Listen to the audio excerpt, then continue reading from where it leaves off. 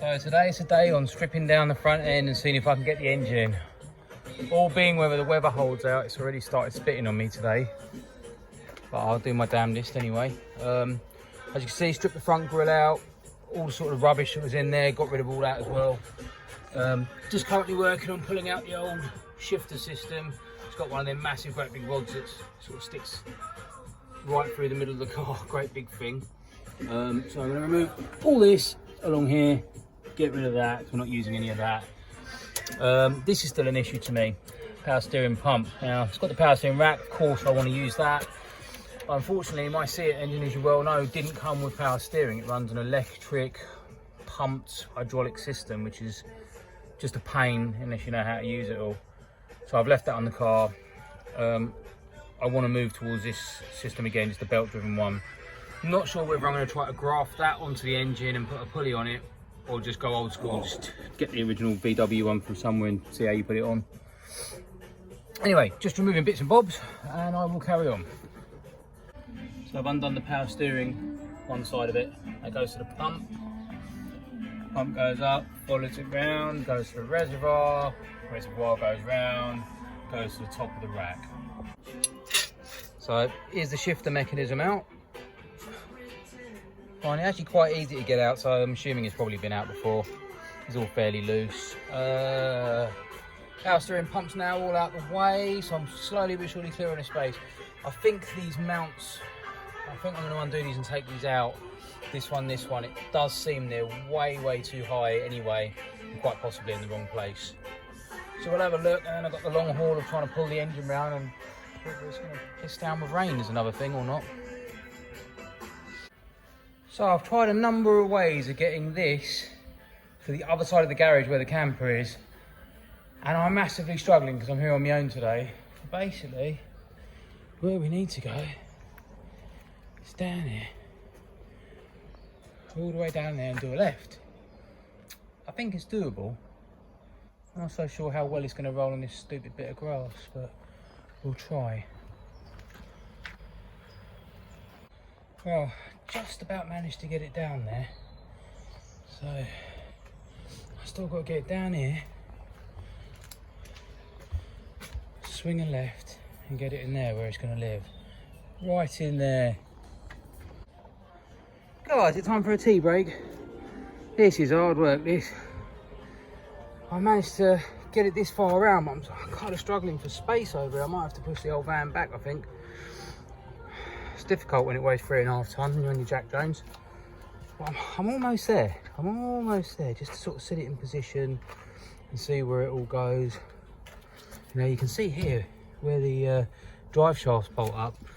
And, you know, you look down here, it's way down there. So I'm kind of thinking it's going to be real low, and quite possibly end up having to cut these mounts out before I make them. But we'll see, we'll see. I want to try to use as much standard stuff as possible, which is these. Somehow plate it, drop it down. It can't be that difficult, can it? It's easy. Anyone can do it. Okay, so I've come across a little bit of a snag. Shortened this down fairly far. Wish I'd have shortened it a bit further, but you know, you don't always think about these things. Down here where I've left the small part of the exhaust that was left, it's becoming a pain just to get it in for now. I think it will work once it's in there, but you kind of have to sort of waver it down, if you get what I mean, to where it's got to go. So yeah, you guessed it, now it's in. I've got, where's the bloody thing? There, them two are off, one underneath. One underneath I can't get to, and I don't want to pull the engine out, so now time for the semi-big bar. Okay, so I've got the engine in, but she's sitting a hell of a lot lower. I mean, it's a lot physically smaller engine thing that came out of it, as far as it's a big old-fashioned 2.5 diesel. It has to go a little bit higher than that, I believe. So it's about 8 inches off the ground at the moment. Not what I was hoping for. Don't know the answer to this. I'm not sure how level the drive shafts have to go at the moment. I'm calculating it as 1 foot. So if you measure, this can never change. Not sure if I mentioned it before. So basically from ground height to here, which is where the shaft goes, can never change because the wheel is a constant. So that is 1 foot. What I'm going to try to do though is to bring it up just a tiny bit higher, because I'm not happy with that ground clearance. Plus it's on the piss at the moment, so you know it will go a little higher than that. You know, cars in themselves aren't any higher or lower. They can't be. Most wheels are the same. Most wheels are very, very similar. So yeah, I mean, if you come around here and look at the actual donor car, that's it. So it can only be a foot between the two. Okay, I think I'm getting it now. This is much, much better. Drive shaft's basically looking like it to be in the right place. So that's my barge for it. That's all the way up. That's all the way down. So you went thereabouts in the middle.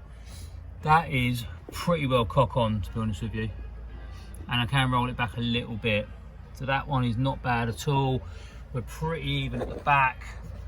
We've got space for the air box, for the air filter to come in.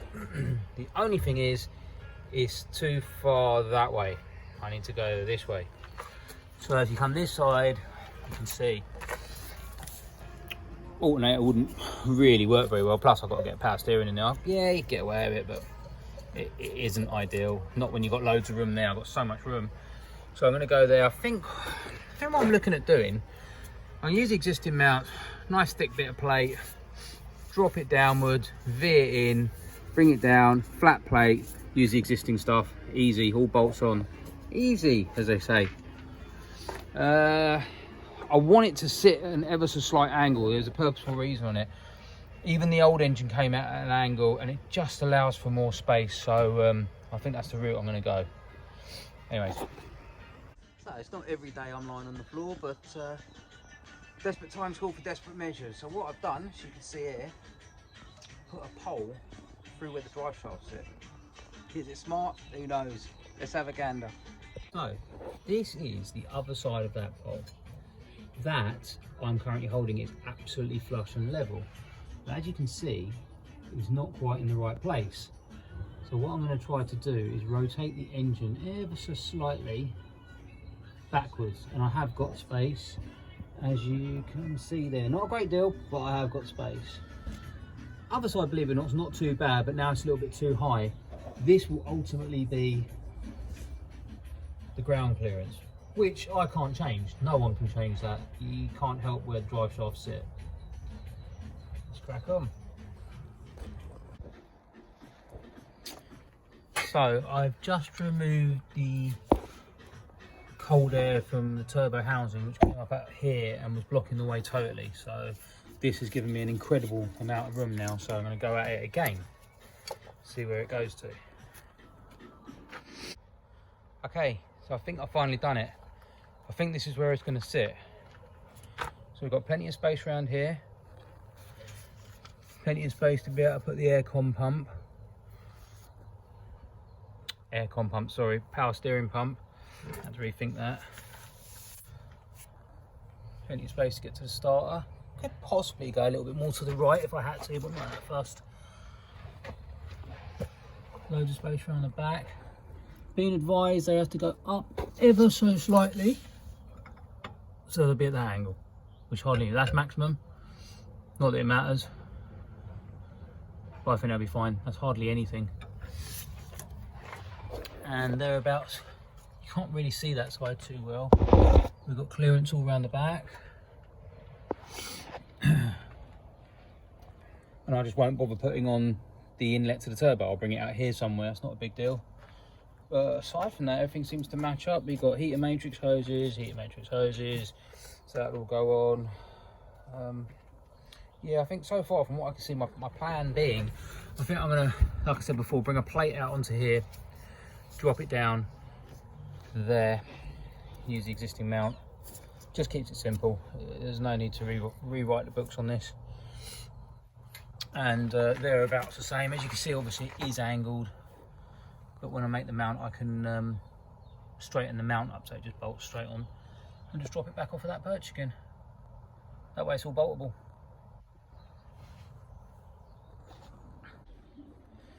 So, bit of a strange day. Decided to pull the engine and put it on the front cross member.